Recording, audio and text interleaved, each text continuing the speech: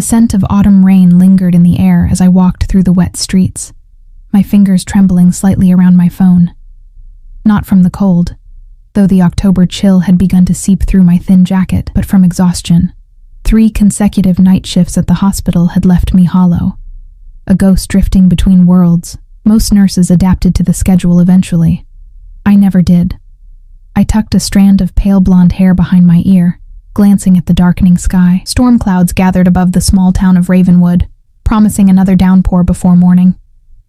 The town sat nestled between ancient forest and jagged mountains, beautiful to tourists, suffocating to those of us trapped here. My phone buzzed.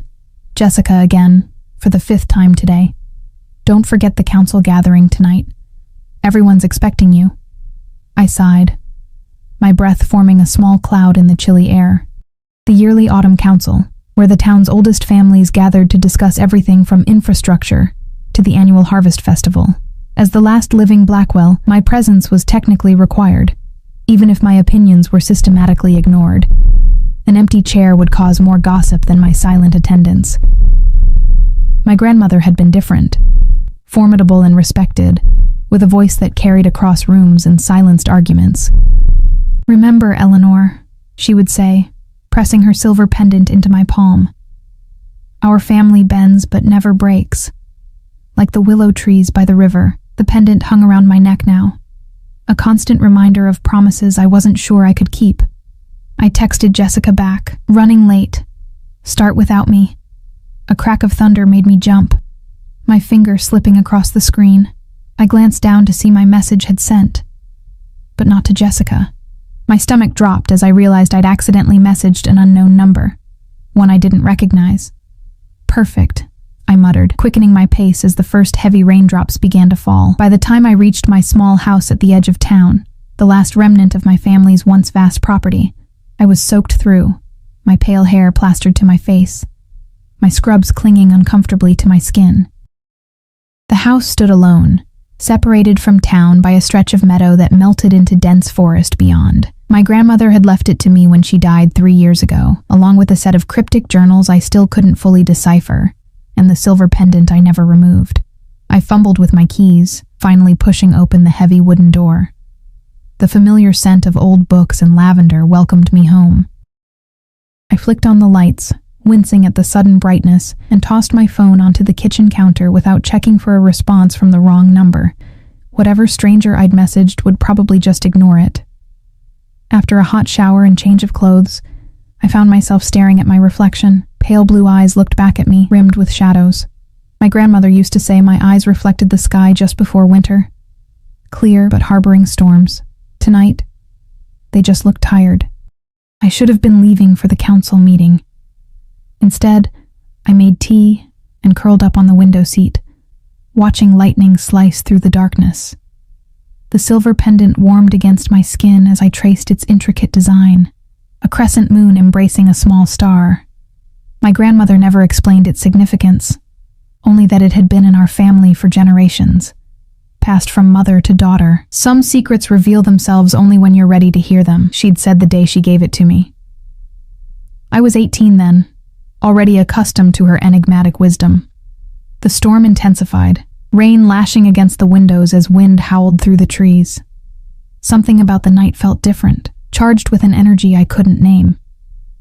I pulled my knees to my chest, feeling inexplicably small against the vastness of the darkness outside. My phone buzzed on the counter. Jessica again, I assumed, wondering where I was. But when I checked the screen, my breath caught. The unknown number had responded to my accidental text. "Who is this?" Just 2 words, but they sent an unexpected chill down my spine. Something about the directness, the authority in those simple words. Before I could overthink it, I typed back, "Wrong number. Sorry to bother you." The response came almost immediately. Name. Not a question, a command. My fingers hovered over the screen. Something warned me not to answer, a primal instinct I couldn't explain, but another part of me, the part that had always felt invisible, overlooked, wanted to be seen, even by a stranger with poor texting etiquette. "Eleanor," I typed, "and you?" The 3 dots appeared, disappeared, then appeared again. Finally. "Where are you, Eleanor?" The question sent a jolt of alarm through me. I set the phone down, suddenly wary. Who asks that? I moved to the window, peering out at the storm-drenched landscape. Nothing but darkness and rain. Yet I couldn't shake the feeling of being watched. My phone buzzed again. "I need to know where you are. Now." "Not happening," I muttered, setting the phone face down on the counter. The pendant seemed to pulse against my skin, warmer than usual. A warning, perhaps, though I'd never considered myself superstitious. A crack of thunder shook the house, and the lights flickered once, twice, then went out completely. I froze in the sudden darkness, my heart racing. Power outages weren't uncommon during storms, but the timing felt ominous. I fumbled for the emergency flashlight I kept in the kitchen drawer, its beam cutting through the darkness. Rain continued to pound against the roof, a steady drumming that almost, but not quite, masked another sound. A howl. Distant at first, then joined by another, and another, until the night filled with their eerie chorus. Wolves. Not unusual in our mountains, but rarely so close to town, and never in such numbers. My phone lit up in the darkness, another message. "Stay inside. Lock your doors." How did they know I could hear the wolves? A coincidence, surely. Yet my hands trembled as I checked that the front and back doors were securely locked. I drew the curtains closed, suddenly feeling exposed by the windows. The howling grew closer. I clutched the pendant, its warmth spreading through my fingers. My grandmother's voice seemed to whisper from memory, "When the time comes, trust what you know in your bones." But what did I know? That I was alone in a dark house during a storm, that wolves were gathering in the forest, that a stranger was texting me cryptic warnings. Another message illuminated the screen. "I'm coming for you." 5 minutes later, my phone rang, the actual ringtone startling in the quiet house. The same unknown number. My thumb hovered over the screen, hesitating between answering and throwing the device across the room. Curiosity won. "Hello?" My voice sounded steadier than I felt. Silence stretched for 3 heartbeats. Then a deep voice responded. "Eleanor Blackwell." Not a question. He knew my full name, though I'd only texted my first. "Who is this?" I demanded, fear giving way to indignation. "You contacted me." His voice was rough-edged but controlled, like someone accustomed to being obeyed. "By accident," I clarified. "And now you're threatening me." A short, humorless laugh. "I'm trying to protect you." "From what?" The howling outside crescendoed, as if in answer. Closer now. Much closer. "You really don't know, do you?" Something like surprise colored his tone. "What did Clara tell you before she died?" My grandmother's name on this stranger's lips sent ice through my veins. "How do you know my grandmother?" "Everyone knew Clara." He paused. "Or thought they did." Lightning flashed, briefly illuminating the room despite the drawn curtains. In that instant, I caught a glimpse of movement outside my window, a shadow passing too quickly to identify. "There's someone outside my house," I whispered, backing away from the windows. "Not someone," he corrected. "Something, several somethings by now." The howling had stopped, replaced by an eerie silence broken only by the rain. "What do they want?"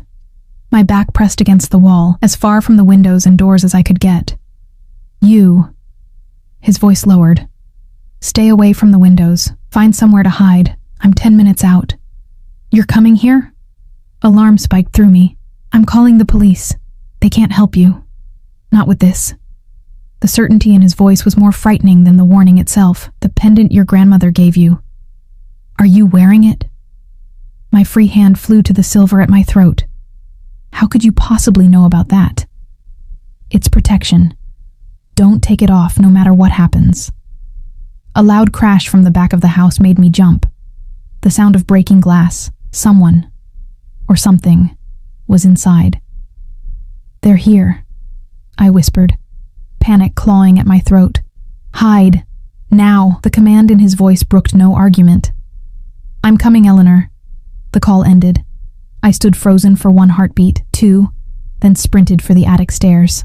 My grandmother's journals were hidden there, along with a chest she'd made me promise never to open unless absolutely necessary. If ever there was a time for absolutely necessary, this was it. The attic stairs creaked beneath my weight, each sound seeming to echo through the house. I could hear movement below, soft padding footsteps, too many to count. Not human. The beam of my flashlight trembled as I pushed open the attic door and slipped inside, pulling it closed behind me. Dust motes danced in the flashlight beam as I crossed to the far corner where the trunk sat beneath a sloped ceiling. The silver key hung on a chain around my neck alongside the pendant. Both felt warm to the touch now, almost hot. More sounds from below, scratching, sniffing, a low growl. They were searching for me. My hands shook as I fitted the key into the trunk's lock. It turned with surprising ease, as if it had been waiting for this moment. The lid lifted to reveal a collection of items carefully arranged. An ancient-looking leather-bound book, a silver dagger with strange markings along the blade, and a small vial of dark liquid. Outside, the storm raged on, but the chaos inside the house had gone quiet, too quiet. I held my breath, listening intently. A new sound reached my ears. The distant rumble of an engine approaching fast. Headlights swept across the attic's small window as a vehicle skidded to a stop outside my house. Car doors slammed, then a voice. His voice, I somehow knew, cutting through the night like a blade. "Stand down!" The command carried a power I felt in my bones, in the air itself. The house seemed to tremble with it. And then, more sounds from below, whimpers, retreating footsteps, the back door creaking open. They were leaving. But why? Voices rose from outside, his commanding, and others responding with deference. I crept to the small attic window, peering through rain-streaked glass. What I saw made my blood freeze. Wolves. Dozens of them, surrounding my house, their eyes reflecting the flashlights and headlights in eerie pinpoints of light. But these weren't ordinary wolves. They were massive, shoulder height, reaching the chest of the tall, dark-haired man standing among them. A man whose presence commanded the night itself. He looked up suddenly, as if sensing my gaze, and our eyes met across the distance. Even through the rain and darkness, I could feel the weight of his stare. Ancient, knowing, and filled with a fury that wasn't directed at me, but at something else entirely. The pendant burned against my skin as recognition dawned, not of the man himself, but of what he was, what they all were. Stories my grandmother had told me in hushed tones by firelight. Legends I'd dismissed as fantasy, until now. The man? No, the Alpha. Raised his hand in my direction, a silent acknowledgement. Then he turned to the creatures surrounding him, and spoke words I couldn't hear but somehow understood. "Protect her, until I return." Dawn broke hesitantly, pale light filtering through the attic window. I hadn't slept, hadn't dared to move from my position beside my grandmother's trunk. The leather-bound book lay open in my lap, its pages filled with her familiar handwriting and illustrations that shifted between beautiful and terrifying. Lichens, shapeshifters, wolf-born. The words swam before my exhausted eyes. According to my grandmother's journals, they weren't myth, but reality. A secret society living alongside humans for centuries. Territorial, hierarchical, and bound by ancient laws even they couldn't break, and I had accidentally texted their king. The thought seemed absurd, yet the evidence surrounded my house. Massive wolves patrolling the perimeter, visible whenever I dared peek through the window. They moved with purpose, alert to every sound from the forest beyond, guarding me, as he had commanded. The storm had passed, leaving behind a world washed clean, glistening in the early morning light. I should have been at the hospital for my shift, but calling in sick seemed the least of my concerns now. My phone had died hours ago, leaving me isolated in more ways than one. According to my grandmother's writings, the pendant I wore marked me as something called a lumina, a rare human bloodline with the ability to sense supernatural presences and, more importantly, immune to the mind manipulation most lichens could exert on ordinary humans. But why me? I whispered to the empty attic, the question directed at my grandmother's memory. Why didn't you tell me? No answer came, only the distant sound of a vehicle approaching. I tensed, creeping back to the window. A sleek black SUV drove up the winding path to my house, coming to a stop in front. The wolves parted like water around stone as a man emerged. The same commanding presence from last night, now visible in daylight. Tall and broad-shouldered, he moved with predatory grace, his dark hair swept back from a face carved with hard angles.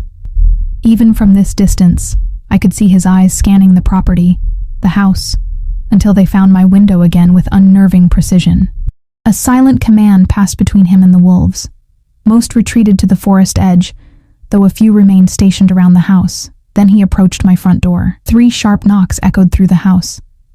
I remained frozen, torn between hiding and confronting whatever fate awaited below. Eleanor. His voice carried easily through the old house. We need to talk. My grandmother's words echoed in my memory. When faced with danger, a Blackwell woman doesn't cower. She looks it in the eye and demands answers. Clutching the silver dagger from the trunk, I descended the attic stairs slowly, each step creaking beneath my weight. The house was untouched save for the broken window in the back, now covered by what looked like a makeshift wooden panel. Had he done that while I hid? I approached the front door, dagger concealed behind my back, and took a deep breath before opening it just enough to see him properly. Up close, he was even more intimidating. At least 6'4" of coiled strength, dressed in dark clothes that did nothing to hide his powerful build, but it was his eyes that held me, amber with flecks of gold, watching me with an intensity that made my skin prickle. You look like her, he said, his deep voice softer than I expected. Same eyes. Who are you? I gripped the dagger tighter. Dominic Thorne. He glanced at my concealed arm, a hint of amusement crossing his features. The silver won't help much, but I admire your spirit. Heat rushed to my face. Why are there wolves surrounding my house? Protection, he stated simply. May I come in? This conversation shouldn't happen on your doorstep. Every instinct warned against inviting this dangerous stranger into my home, yet curiosity and a strange sense of familiarity pulled at me. I stepped back, opening the door wider. I want answers, I said, not bothering to hide the dagger now, all of them. He entered with that same fluid grace, filling the small entryway with his presence. His gaze swept the living room, lingering on the photos of my grandmother and me, the books lining the walls, the half-empty teacup still sitting on the window seat from last night. You've read her journals, he stated, nodding toward the dagger in my hand. So you know what I am. A lichen, I said, the word feeling strange on my tongue. The Alpha King, apparently. His mouth quirked slightly. And you know what you are? A nurse with an insane situation on her hands? I attempted humor to mask my fear, but my voice trembled. He stepped closer, and I forced myself not to retreat. Illumina, he said, his eyes dropping to the pendant at my throat. The last of your line, as I am the last of mine. What does that mean? Why did those creatures come for me last night? Dominic's expression darkened. They weren't mine. A rival pack from the north has been encroaching on our territory for months. Somehow they discovered your existence before I did. He paused. Your accidental text may have saved your life. It alerted me to your presence. How? I didn't say anything identifying. Your number.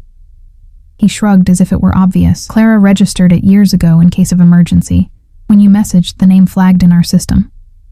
I sank onto the couch, suddenly lightheaded. So my grandmother was involved with all this? Clara Blackwell was our most trusted human ally for decades, a bridge between our worlds. His voice held respect, maybe even affection. She was supposed to prepare you, train you for your role. Well, she didn't, I snapped, sudden anger replacing fear. She died of cancer 3 years ago and left me with cryptic journals I couldn't decipher and a pendant I didn't understand. So whatever role you think I have, you're mistaken. Dominic's expression softened slightly. I'm sorry about Clara. We lost track of things after her passing. Politics, territory disputes. He hesitated. I should have checked on you sooner. You didn't even know I existed until last night, I pointed out. I knew of the Blackwell heir. I didn't know it was you, specifically. He gestured to the pendant. That's why you weren't affected when they tried to breach your mind last night. The pendant amplifies your natural immunity. A chill ran down my spine as I remembered the strange pressure I'd felt in my head just before hearing the wolves outside, like someone pushing against a door in my mind. "Why would they want me?" I asked, my voice smaller than I intended. Dominic's jaw tightened. A Lumina bound to a pack grants them certain advantages, heightened senses for all members, stronger connections to their wolf forms. In the hands of a rival alpha, he trailed off, his expression grim. "And in your hands?" I challenged, meeting his gaze directly. Something flashed in those amber eyes. Surprise, perhaps, at my boldness. "I don't want to use you, Eleanor. I want to protect you, as I promised your grandmother. By surrounding my house with wolves?" I gestured toward the window where several massive forms still patrolled the yard. "Would you prefer I left you defenseless?" His voice hardened. "Gabriel, the rival alpha knows where you are now. He won't stop until he claims you, or eliminates you." The casual way he mentioned my potential elimination sent ice through my veins. "And you expect me to just accept this? To believe that my quiet life has suddenly become a supernatural power struggle?" "Your life was never quiet," he countered. "Just protected. Clara made sure of that." I thought of my childhood, moving frequently, my grandmother's insistence on homeschooling until high school, the strange visitors that sometimes came late at night, pieces of a puzzle I hadn't known I was solving. "I have a job," I said weakly. "Responsibilities. I can't just disappear into whatever war you're fighting." "Your hospital called," Dominic said. "You have food poisoning. Very unfortunate. You'll need at least a week to recover." Anger flared again. "You had no right." "I had every right," he interrupted, voice dropping to a growl that raised the hair on my arms. "The moment Gabriel's pack targeted you, this became my concern. My responsibility. I am not your responsibility," I retorted, standing to face him despite our height difference. "I am not a thing to be claimed or protected or fought over." Something dangerous flickered in his expression, but he maintained control. "No," he agreed, surprising me. "You're not a thing. You're a person with a heritage you know nothing about, caught in a conflict you didn't choose." His voice softened fractionally, "But it's reality nonetheless, Eleanor." A moment of silence stretched between us, tense but not entirely hostile. Finally, I asked the question pressing most heavily on my mind. "What happens now?" Dominic glanced out the window, his profile sharp against the morning light. "Now, you have a choice. Stay here under my protection, or come to the Packlands where I can better ensure your safety." "Those aren't real choices," I pointed out. A hint of a smile touched his lips. "Welcome to my world." Before I could respond, a howl pierced the morning quiet. Urgent, warning. Dominic tensed, moving to the window in one fluid motion. "What is it?" I asked, fear returning. "Scouts," he said grimly. "Gabriel's testing our perimeter." He turned to me, all traces of softness gone. "You're coming with me." "I haven't decided."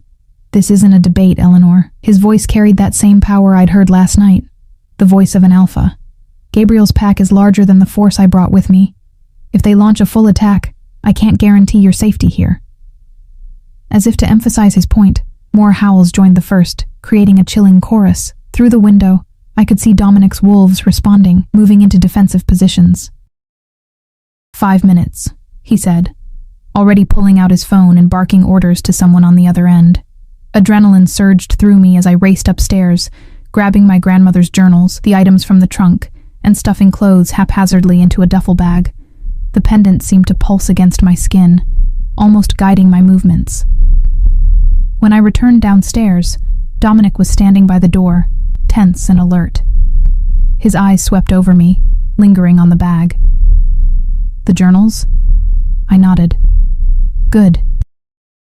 He stepped closer, his voice lowering. "Stay close to me.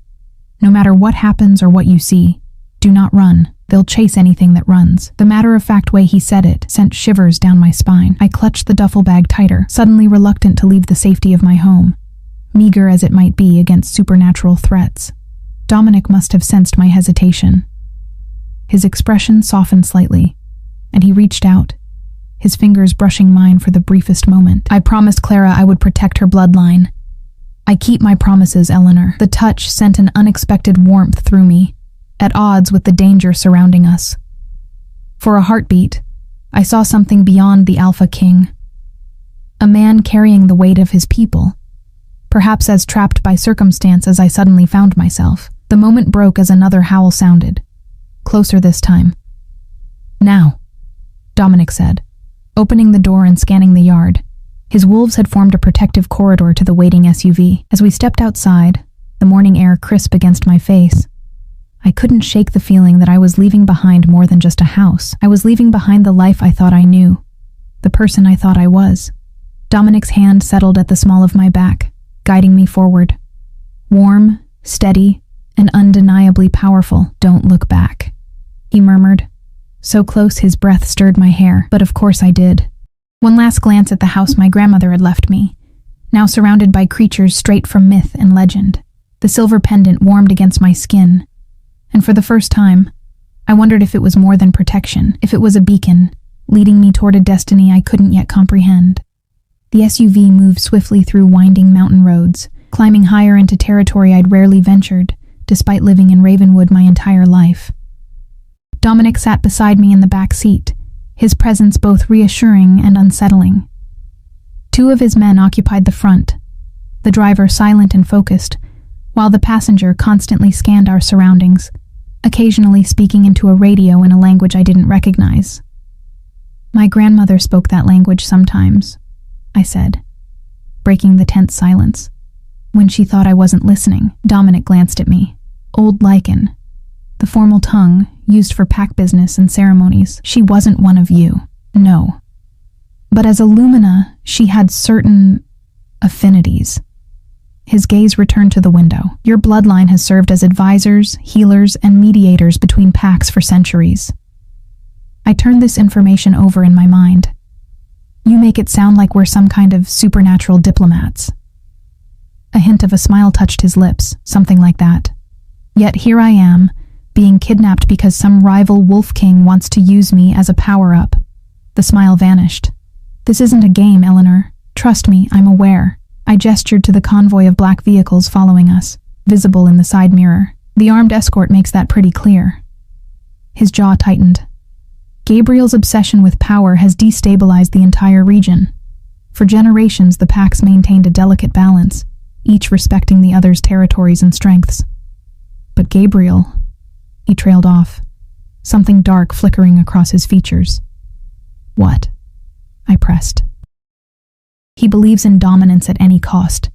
Tradition means nothing to him, nor do the ancient laws." Dominic's voice lowered. 6 months ago, he slaughtered an entire pack that refused to submit to him, including the children. Horror washed through me, and no one stopped him. "We tried." The simple words carried the weight of unspeakable loss. "We were too late." I studied his profile, the tension in his jaw, the shadows behind his eyes. This wasn't just politics or territory. This was personal. "You lost someone," I said softly. His eyes met mine, surprise briefly replacing the hardness there. Then his expression closed again. "Many someones. We all did." The SUV turned onto a nearly invisible road, more a gap between trees than an actual path. The forest thickened around us, ancient pines stretching toward a sky now clouded with approaching afternoon storms. "How much further?" I asked, anxiety creeping back as the wilderness swallowed us. 20 minutes to the boundary," Dominic replied. "Another 10 to the main compound." I nodded, trying to look calmer than I felt. My fingers found the pendant again, its familiar contours soothing beneath my touch. This pendant. My grandmother said it was passed down through generations of women in our family, but she never explained why it was important. Dominic's attention shifted to the silver at my throat. "It's one of 5 original Lumina pendants, forged centuries ago when the pact between your kind and mine was first established. The crescent represents the moon, our power. The star represents your bloodline's unique abilities." "Which are what, exactly?" "You mentioned immunity to mind control." "That's part of it." He seemed to consider his words carefully. "Luminas can sense supernatural presences, distinguish between various types of beings, and, most importantly, they can anchor a pack's collective power. Anchor it how? It's complicated. He hedged. I crossed my arms. Try me. Something like respect flickered in his eyes. Pack magic. Yes, magic is real. Operates through connections. Alphas channel it through the pack bonds, but it's volatile, especially during certain moon phases. Illumina acts as a grounding force, stabilizing the energy and preventing accidents. What kind of accidents? Loss of control, forced shifts, feral episodes. His voice grew quieter. In the worst cases, madness or death. The gravity of what he was describing settled over me. Not just a supernatural diplomat then, but some kind of magical circuit breaker. And that's why Gabriel wants me to stabilize his power? Dominic nodded. Illumina bound to his pack would give him unprecedented control, allowing him to push his wolves beyond normal limits without consequences. Bound, I repeated carefully. What exactly does that entail? A muscle ticked in his jaw. Traditionally, a ritual performed during the full moon, linking the Lumina's energy to the pack's collective spirit. That sounds intimate? It is. His amber eyes held mine, something unspoken passing between us. The SUV slowed as we approached what looked like an ordinary gate spanning the forest road. Two men stepped forward, their posture immediately straightening when they recognized Dominic. Beyond them, I glimpsed cabins nestled among the trees, smoke rising from chimneys despite the mild weather. "Welcome to Thornwood," Dominic said as the gates swung open. "My territory, my home." I'd expected something primitive, perhaps a collection of rough shelters, or a compound reminiscent of the survivalist groups that occasionally made headlines. What I found instead was a carefully designed community that blended seamlessly with the natural landscape. Modern cabins of various sizes clustered around a central clearing, while larger buildings stood at strategic points throughout the property. People moved purposefully between structures, pausing to watch our convoy pass. "How many?" I asked, trying to take it all in. 327 in the main settlement, another 100 or so scattered throughout our territory in smaller outposts. Pride colored his voice. "We've been here for 12 generations." The convoy stopped before the largest building, a stunning 3-story structure of wood and glass that commanded a view of the entire settlement and the mountains beyond. "The pack house," Dominic explained, opening his door. "You'll stay here, where security is strongest." Before I could respond, he was out of the vehicle, speaking rapidly to a group that had gathered to meet us. I sat frozen, suddenly overwhelmed by the reality of my situation. 24 hours ago, I'd been a nurse with a quiet life and an unremarkable future. Now I was apparently a magical asset in a supernatural war. My door opened, revealing a woman about my age with warm brown skin and sharp eyes that assessed me in one comprehensive glance. "I'm Mira," she said, her voice carrying the faintest accent I couldn't place. "Dominic asked me to help you settle in." I stepped out cautiously, aware of the many eyes watching from various positions around the clearing. Some curious, some wary, a few openly hostile. "They're not used to humans here," Mira explained, following my gaze. "Especially not Illumina." "Are you—" I began, unsure how to politely ask if someone was a werewolf. She smiled, revealing slightly sharper than normal canines. "Born and raised in the pack. Dominic's cousin, actually, though he never gives me special treatment for it." She led me toward the pack house, her movements displaying the same fluid grace I'd noticed in Dominic, though less pronounced. "Your rooms are on the 2nd floor, adjacent to Dominic's suite. He thought you'd feel safer with him nearby." I wasn't sure if that was true, but I nodded anyway. The interior of the pack house was as impressive as its exterior. Open spaces filled with natural light. Furnishings that managed to be both elegant and practical. It felt lived in, warm despite its size. Mira guided me up a curved staircase to a hallway lined with doors. She stopped at one near the end, pushing it open to reveal a spacious suite with a sitting area, bedroom, and what appeared to be a private bathroom. "Dominic had this prepared when he called ahead," she explained. "There's food in the mini fridge, clothes in the closet that should fit. We guessed your size, and toiletries in the bathroom." I set my duffel bag down, overwhelmed by the hospitality I hadn't expected. Thank you. Mira lingered by the door, studying me with undisguised curiosity. Is it true you didn't know about any of this? I shook my head. My grandmother kept journals, but they were written in codes and metaphors. I thought they were just stories. Clara Blackwell was a legend among our kind, Mira said, respect evident in her voice. She saved many lives during the last territory wars, including Dominic's. This caught my attention. How? Mira hesitated. That's his story to tell, but know this.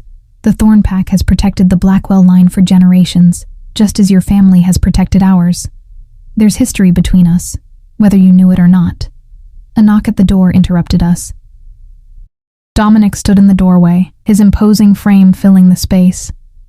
He'd changed into fresh clothes, dark jeans and a charcoal Henley that did nothing to disguise his powerful build. The council is gathering, he told Mira. They're waiting for you.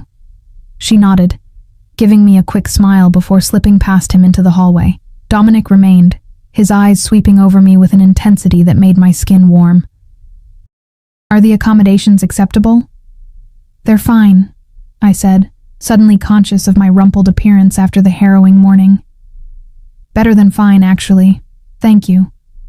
He nodded, stepping fully into the room but maintaining a respectful distance. I need to meet with my council to discuss our next steps. I'd like you to join us. Surprise must have shown on my face because he added, You're part of this now, Eleanor. You should understand what we're facing. I'm not sure what help I could be. You're a Blackwell, he said simply, as if that explained everything. Your perspective matters, especially regarding Gabriel's interest in you. I considered refusing, retreating into this comfortable room to process everything that had happened. But curiosity, and something else I couldn't name, pushed me forward. Give me 10 minutes to freshen up, I requested. He nodded. I'll wait outside. True to his word, Dominic was leaning against the wall when I emerged 15 minutes later, hair damp from a quick shower, dressed in clothes I'd found in the closet that fit surprisingly well, dark jeans and a soft blue sweater that brought out the color of my eyes. His gaze lingered on me for a moment longer than necessary before he straightened. This way. We descended to the first floor, then down another staircase I hadn't noticed before. The lower level opened into a spacious room, dominated by a large round table where about a dozen people already sat, their conversations falling silent as we entered. Mira was among them, seated to the right of an empty chair that I assumed was Dominic's. She gave me an encouraging smile as Dominic led me to a seat beside his. Many of you have heard rumors, Dominic began without preamble once we were seated. Now I confirm them. This is Eleanor Blackwell, Clara's granddaughter, and the last of the Blackwell Luminas. Murmurs rippled around the table, gazes fixed on me with varying degrees of interest and skepticism. Gabriel's pack attempted to abduct her last night, Dominic continued.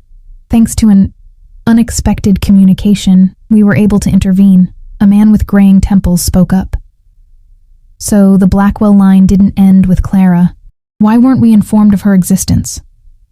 Clara chose to keep Eleanor's identity protected, Dominic replied, a warning edge to his voice. A decision I respected, even after Clara's passing. And now? A woman asked, her tone sharper than the others. Gabriel knows of her. We've moved her to our most secure location. What's the plan, Dominic? Another war? The tension in the room spiked, and I felt pressure building in my head, similar to what I'd experienced the night before, but more concentrated. My hand went to the pendant, which had grown warm against my skin. They're projecting, Dominic murmured to me. Strong emotions can manifest as pressure for Illumina. The pendant helps, but you can also build mental shields with practice. I nodded, trying to focus through the discomfort. Why is everyone so afraid? Aren't you stronger than Gabriel's pack? The room quieted again, all eyes returning to me. In many ways, yes, Dominic answered carefully, but Gabriel has been recruiting, forcibly absorbing smaller packs, taking their strongest members and eliminating the rest. He's building an army, Mira added, and with each pack he conquers, his power grows. Which is why he wants you, the gray-templed man said, his gaze calculating as it rested on me. Illumina could stabilize his expanded pack, prevent the fracturing that normally occurs when an alpha tries to hold too many bonds. Understanding dawned, cold and clear. I'm the key to his conquest, I said quietly. With me, he could continue absorbing Pax indefinitely. Dominic's hand came to rest beside mine on the table, not quite touching, but close enough that I could feel the heat radiating from his skin. Which is why you'll remain under our protection until the threat is neutralized. Neutralized how? I challenged, turning to face him directly. You said yourself his pack grows stronger every day. How long before he overwhelms even your defenses?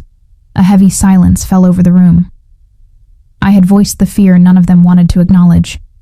Finally, Dominic spoke, his voice carrying that undeniable authority. We have something Gabriel doesn't. Legitimate claim to Illumina's assistance.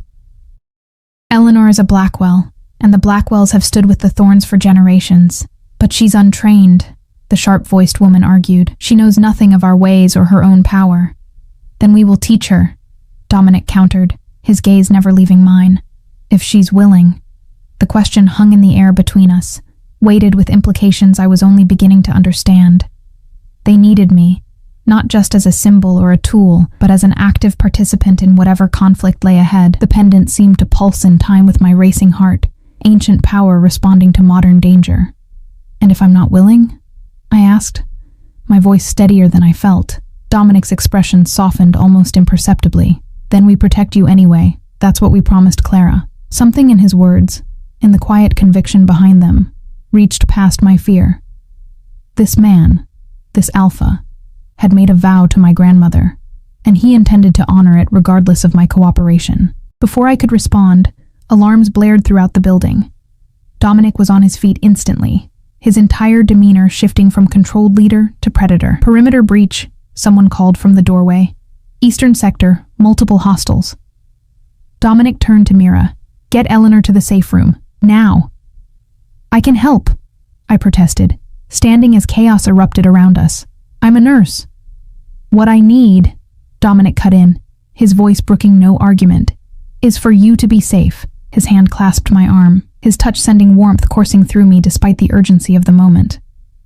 Please, Eleanor. The plea in those amber eyes caught me off guard. This wasn't the Alpha King commanding.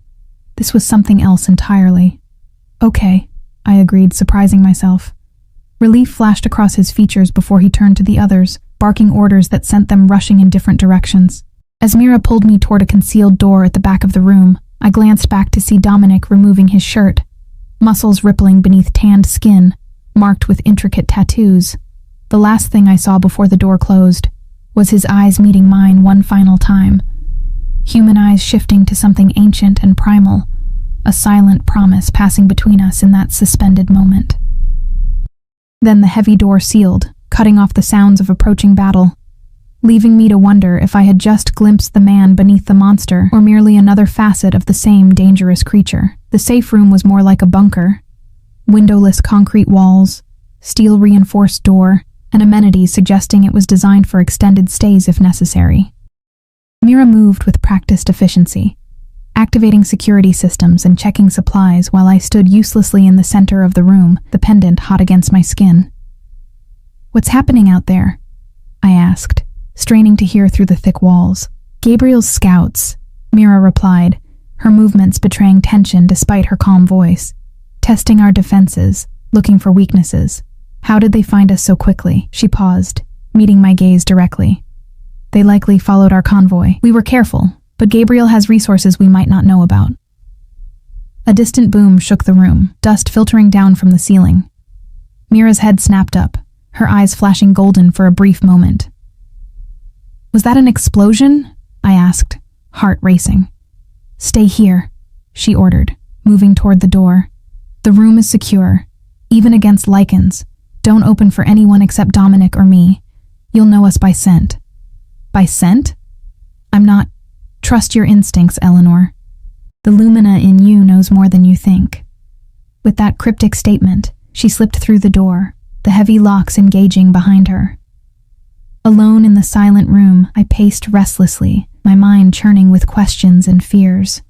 The pendant grew hotter still, almost painful against my skin. I pulled it away from my chest, studying the silver crescent and star that had apparently marked my family for generations. "What am I supposed to do?" I whispered to it, as if the ancient relic might answer. Another explosion, closer this time, rattled the room. I grabbed my grandmother's journal from my bag, frantically flipping through the pages for anything that might help. Most entries discussed lichen history, physiology, and politics, information that seemed academic until 24 hours ago. Then I found it, a passage toward the end, written in my grandmother's increasingly shaky hand as cancer had claimed her strength. The pendant is not just protection, but a conduit. In times of great need, Illumina can channel her energy through it, extending her awareness beyond physical limitations. The pack bond works both ways. Just as an alpha draws strength from his wolves, Illumina can reach through the pendant to sense those connected to her bloodline. But be warned, opening yourself this way leaves you vulnerable. What you can sense you in return. I traced the words with trembling fingers. A conduit.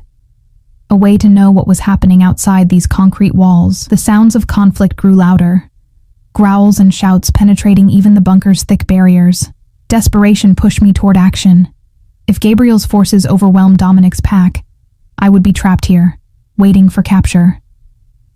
I closed my eyes, clutching the pendant in both hands, and tried to focus as my grandmother's journals had described, visualizing my awareness extending outward like ripples in water, guided by the silver in my grasp. At first, nothing happened. Then, gradually, I felt it. A warm pulse synchronizing with my heartbeat, then extending beyond it. The sensation was disorienting, like suddenly developing new limbs I didn't know how to control. Images flashed behind my closed eyelids, fragments of the battle raging above. Wolves larger than natural creatures, shifting between human and animal forms with fluid grace, blood on snow. Fire engulfing one of the smaller cabins, and at the center of the chaos, a massive black wolf with familiar amber eyes, Dominic, in his true form, magnificent and terrifying as he fought 3 gray wolves simultaneously. The connection pulled me deeper, beyond mere observation. I could feel them now, each member of Dominic's pack like a distinct thread in an intricate tapestry bound together through their alpha. Some threads pulsed strongly, while others flickered, wounded or weakening, and beyond them, another presence, colder, hungrier, pushing against the boundaries of Dominic's territory. Gabriel. He couldn't see me, not yet. But he sensed something. His attention shifted, probing toward the pack house, toward the safe room, toward me. I gasped, instinctively recoiling from the malevolent presence. My eyes flew open, breaking the connection so abruptly that I staggered backward, dizzy and disoriented. "He's looking for me," I whispered into the empty room. "He knows I'm here." As if in confirmation, alarms blared louder. Something had breached the pack house itself. I pressed my ear to the door, catching fragments of sounds, running footsteps, shouted commands, the distinctive sound of claws on hardwood. My mind raced. The safe room would hold, Mira had promised. All I needed to do was stay put, stay hidden. But the images I'd seen through the pendant lingered. Pack members falling, wounded. Dominic outnumbered, fighting with ferocious determination but gradually being pushed back. They were losing. Because of me. Because Gabriel wanted what I represented. Power, stability, control. My grandmother's voice seemed to whisper from memory. Illumina's strength lies not in hiding, but in standing between worlds. I closed my eyes again, reaching for the connection I'd just experienced. This time, I focused specifically on Dominic, following the strongest thread in the tapestry of pack bonds. I found him immediately, still in wolf form, bleeding from multiple wounds but refusing to yield as Gabriel's forces closed in around the pack house. Without fully understanding how, I pushed a thought toward him. "They're coming for me. The pack house is breached." The massive black wolf froze for a split second, head turning toward the main building. I felt his shock ripple through our unexpected connection, followed by determination so powerful it took my breath away. Then something strange happened. The connection deepened, widened, extending through Dominic to touch each member of his pack. I could feel them all, their fatigue and fear, their loyalty and resolve, and somehow, They could feel me, too. Energy surged through the pendant, through me, into the pack bonds. The weakening threads strengthened, pulsing with renewed vigor. Wounded wolves rose, finding reserves of strength they thought depleted. Dominic himself seemed to grow larger, his presence expanding until it filled the entire territory with commanding power. The tide of battle shifted, Gabriel's forces suddenly on the defensive, as Dominic's pack fought with impossible coordination, moving as a single organism rather than individual fighters. Through it all, I remained the focal point, the anchor my grandmother's journals had described. Each breath seemed to strengthen the connection, each heartbeat synchronizing the collective power flowing through the pack bonds. A sharp pain yanked me back to physical awareness. The pendant had grown so hot it was burning my skin. I released it with a cry, stumbling back as the door to the safe room shuddered under a powerful impact. "I know you're in there, Lumina," a voice called, smooth and cold, nothing like Dominic's rough warmth. "I can feel you now. Such power, untrained and untapped. Imagine what you could become with proper guidance. Gabriel, it could be no one else." Another impact rocked the door, metal groaning under forces it wasn't designed to withstand. The security panel beside it flashed warnings. Structural integrity compromised. Terror clawed at my throat. The impenetrable safe room wasn't so impenetrable after all, not against an alpha's full strength. I backed away, searching desperately for a weapon, an escape, anything. My gaze fell on my grandmother's journal, still open to the passage about the pendant. Below it, words I hadn't noticed before. "The most sacred bond between Lumina and Alpha requires neither ritual nor full moon. Only willing sacrifice in moments of greatest need. Blood freely given bridges. Worlds that duty alone cannot join. Blood freely given." I looked at the silver dagger I'd brought from home, its blade gleaming in the harsh fluorescent light of the safe room. The door shuddered again, hinges beginning to separate from the wall. Understanding bloomed with sudden clarity. The pendant was a conduit, but limited by ancient restrictions and safeguards. To fully channel Illumina's power, to truly bind myself to the pack, required more than passive connection. I picked up the dagger, its weight familiar in my hand. What I was considering was irrevocable. Binding myself to a supernatural world I barely understood, to a pack led by a man I hardly knew. Yet something deeper than rational thought pushed me forward, the same instinct that had recognized Dominic that first night, that had guided me through the pendant's power. The Blackwell legacy, written in my blood. The door buckled further, a clawed hand appearing through the widening gap. No more time for doubt. I sliced my palm with the silver blade. Pain sharp and clarifying. Blood welled immediately, bright against my pale skin. I pressed the pendant into the wound, blood coating the silver crescent and star.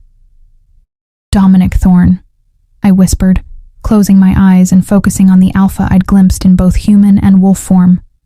"I offer this freely." The effect was instantaneous and overwhelming.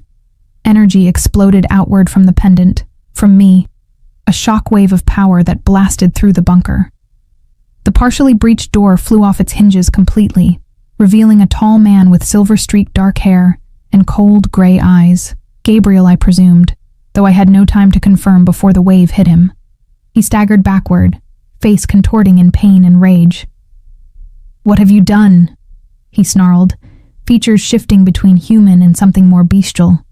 I stepped forward, the pendant now pulsing with steady light, my fear replaced by a strange, calm certainty. "Made my choice," I answered, my voice carrying a resonance I'd never heard before. Gabriel lunged toward me, but before he could reach me, a massive black shape barreled through the doorway, slamming him against the opposite wall. Dominic, fully shifted, teeth bared in a savage growl as he positioned himself between me and the rival Alpha. More wolves poured in behind him, Mira among them, her russet fur matted with blood, but her stance steady as she flanked her Alpha. The pack moved with synchronized precision, surrounding Gabriel, cutting off any escape. Gabriel's eyes darted between them, calculation replacing rage. "This changes nothing," he spat, addressing me over Dominic's massive form. "What I offered still stands. Power beyond what these traditionalists can imagine. Freedom from ancient restrictions." "I've seen what your version of freedom looks like," I replied, the pendant warming as I channeled certainty through it. "I choose them." A snarl ripped from Gabriel's throat, but he was outnumbered, and now, somehow, outmatched. Something had shifted in the power balance. I could feel it through the newly forged bond, a strengthening that flowed both ways. "This isn't over," Gabriel promised, his form blurring as he began to shift. Dominic tensed, preparing to attack, but I placed my hand on his fur without thinking. "Let him go," I said quietly. "This isn't the time." The black wolf turned his head, amber eyes meeting mine with clear question. "If you kill him now, his pack fragments," I explained, knowledge flowing through me that wasn't entirely my own, desperate wolves with nothing to lose. "But if he returns defeated, understanding passed between us, a silent communication that felt as natural as breath." Dominic stepped back, maintaining his protective stance but creating an opening. Gabriel didn't waste the opportunity. He completed his shift, a sleek gray wolf with unsettling pale eyes, and darted through the gap, faster than I would have thought possible. Several pack members moved to pursue, but Dominic's growl stopped them. This wasn't a retreat born of mercy, but strategy, a battle postponed, not abandoned. As Gabriel's presence faded from the territory, the adrenaline that had sustained me evaporated. My knees buckled, the room spinning as blood loss and energy depletion caught up with me. Before I could fall, Dominic shifted back to human form in one fluid motion, catching me against his chest. "Reckless," he murmured, but the word held no reproach. His arms tightened around me, one hand cradling the back of my head. Incredibly, beautifully reckless. I managed a weak smile. "Did it work? Whatever I did?" "You know it did." His voice softened. "You completed a blood bond with the entire pack. Without training, without preparation." Awe colored his words. "Clara would be proud, and terrified," I added, imagining my grandmother's reaction to my impulsive decision. A rumble of laughter vibrated through his chest. That too. The room had cleared, Mira efficiently directing the pack to secure the perimeter and tend to the wounded. Dominic lifted me easily, carrying me from the demolished safe room toward the main floor. "What happens now?" I asked, my head resting against his shoulder, too exhausted to maintain distance or pretense. He glanced down at me, something unreadable passing through his expression. "Now you rest. Heal. Then we begin your training properly." "And Gabriel?" His jaw tightened. "He'll regroup, gather allies. The bond you formed has bought us time, but not peace." I felt something, I admitted. When I used the pendant, like I was connecting to something ancient, something that recognized me. Dominic nodded. "The old magic remembers the Blackwell line. It's been waiting for you." We reached what appeared to be his quarters, a spacious suite dominated by a massive bed and floor-to-ceiling windows overlooking the mountains. He set me down carefully on the edge of the bed, then retrieved a first aid kit from the adjoining bathroom. "Your hand," he reminded me, kneeling to examine the cut across my palm. Silver wounds heal slowly, even with pack magic. I watched as he cleaned and bandaged the injury with surprising gentleness for hands so powerful. The domesticity of the moment struck me as oddly intimate after the chaos we'd just survived. "You could have died today," he said quietly, his eyes fixed on his task. "The blood bond. It's typically performed with extensive preparation, safeguards. There wasn't time," I replied. "And it felt right." His gaze lifted to meet mine. "It was right. But it's also permanent, Eleanor. What you did can't be undone." The gravity of his words settled over me. I had irrevocably tied myself to this pack, to this man, to a conflict I was only beginning to understand. "Would you take it back if you could?" he asked, an unexpected vulnerability in the question. I considered the events that had brought me here. An accidental text, a stormy night, wolves surrounding my house, 24 hours that had rewritten everything I thought I knew about myself and the world. "No," I answered truthfully. "I wouldn't." Something shifted in his expression. Relief, perhaps, or satisfaction. He finished bandaging my hand but didn't release it, his thumb tracing circles on my wrist where my pulse fluttered. When Clara died, he said after a moment, I thought the alliance between our families had ended. The Blackwell line was supposed to be gone. Yet here I am, I said softly. Here you are. His free hand rose to touch the pendant, still stained with my blood but no longer burning. The last Lumina, bonded to the last of the original Thorn bloodline. Is that why Gabriel targeted me specifically? Because of some connection to your family? Dominic nodded slowly. The Blackwells have always been linked to the Thorns. It's why your grandmother protected me after my parents were killed. Why she kept you hidden when tensions between packs began rising again. She knew this day would come, I realized. That I would have to choose. Clara knew many things. A hint of a smile touched his lips. Including, apparently, that her granddaughter would accidentally text the Alpha King and turn Gabriel's carefully laid plans upside down. Despite everything, I laughed. When you put it that way, it sounds ridiculous. The best stories often do. His expression sobered. The bond you created today protected the pack in ways I've never seen. But it also painted an even larger target on you. Gabriel won't give up. He'll be back, stronger and more determined. Then we'll be ready, I said with more confidence than I felt. Dominic studied me for a long moment, as if seeing beyond the exhausted woman before him to something deeper. Yes, he agreed finally. We will. He rose, releasing my hand reluctantly. Rest now. Your body needs to recover from the energy drain. I nodded, suddenly aware of how bone-deep tired I truly was. As he turned to leave, I called after him. Dominic? He paused at the door, looking back.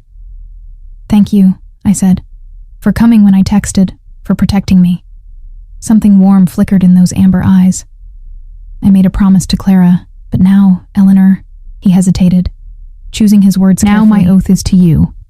Not just as Alpha to Lumina, but as man to woman. Whatever comes, we face it together. The declaration settled over me like a blanket, comforting despite the danger it acknowledged. I nodded, unable to find words adequate to respond. As he closed the door behind him, I sank back onto the bed, the pendant cool and quiet against my skin once more. Outside the windows, darkness had fallen, stars emerging in a clear sky. The storm had passed, at least for now. My hand drifted to the silver crescent and star that had changed my life in ways I was only beginning to understand. No longer just a keepsake from my grandmother, but a symbol of the power I carried, the legacy I'd inherited, and the choice I'd made. The Blackwell line bends, but never breaks. My grandmother's words returned to me as sleep began to claim my exhausted mind. I finally understood what she meant. Strength wasn't about never faltering, but about finding your way back to your feet, about choosing your path even when fear urged retreat. Tomorrow would bring new challenges, training, politics, the inevitable return of Gabriel and his forces. But tonight, in this moment of hard-won peace, I allowed myself to acknowledge the truth that had been building since that first accidental text. I had found my place, not in the human world where I'd always felt slightly apart, nor solely in the supernatural realm I was just discovering, but in the space between, the ancient role of the Lumina, standing at the threshold, bridging worlds. And as I drifted into sleep, the pack bonds hummed softly in my awareness, 327 distinct threads woven into a tapestry of connection, with one golden thread shining brighter than the rest, leading back to the Alpha who had answered when I called.